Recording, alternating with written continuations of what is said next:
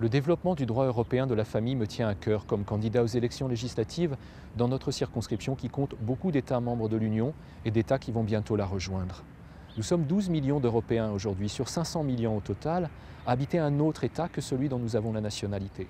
Et à cause de cela, nos vies sont mêlées de biculturalité, de binationalité. Nous avons des partenaires de nationalités différentes, des enfants qui grandissent dans un milieu binational. Je veux défendre la binationalité comme la richesse qu'elle est. Mais au-delà, je crois que le droit européen de la famille doit avancer. Nous devons avoir, dans le cadre franco-allemand au moins, un régime matrimonial commun. Celui-ci a été signé au début de l'année 2010 et n'a toujours pas été ratifié par le Parlement français. Il faut le faire rapidement, parce que c'est une condition de sécurité juridique au bénéfice de nos compatriotes comme aussi de leurs conjoints. Mais je veux aussi que nous avancions en matière de droit du divorce, à travers une solution européenne qui permette d'appréhender le droit applicable et le juge compétent. Il y a une coopération renforcée, un petit noyau dur qui s'est formé. J'espère que nous aurons vite à la solution parce que c'est une condition de réussite aussi des décisions sur les obligations alimentaires et les gardes d'enfants, visant à réduire les cas malheureusement de désaccords qui entraînent parfois des enlèvements comme nous le vivons trop douloureusement par centaines dans le cadre franco-allemand. Sur les enlèvements légaux précisément, je souhaite que nous mettions à nouveau en place une commission parlementaire de médiation, comme cela existait jusqu'en 2002. C'est le rôle des parlementaires, 2 parlementaires allemands, 2 parlementaires français, que d'instruire les cas en cours avec les parents, au bénéfice des enfants, pour trouver une solution mutuellement acceptable qu'un juge ensuite puisse confirmer par une ordonnance.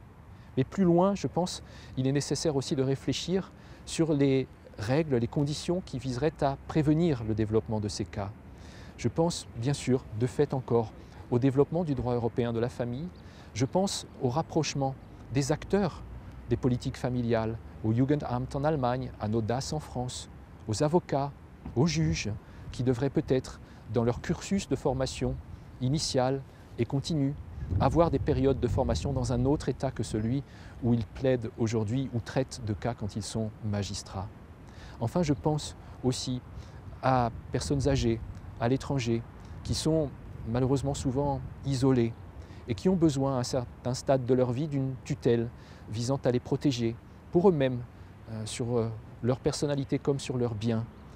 Je crois qu'il faut avoir aujourd'hui une clarté sur le droit applicable à la tutelle, sur la reconnaissance de cette tutelle dans le pays où bien sûr on vit, mais aussi les pays dans lesquels il peut y avoir une famille ou un petit bout de patrimoine. Et puis enfin, je pense au droit des successions. 500 000 successions transnationales par an dans l'Union européenne. C'est le signe de ce mouvement.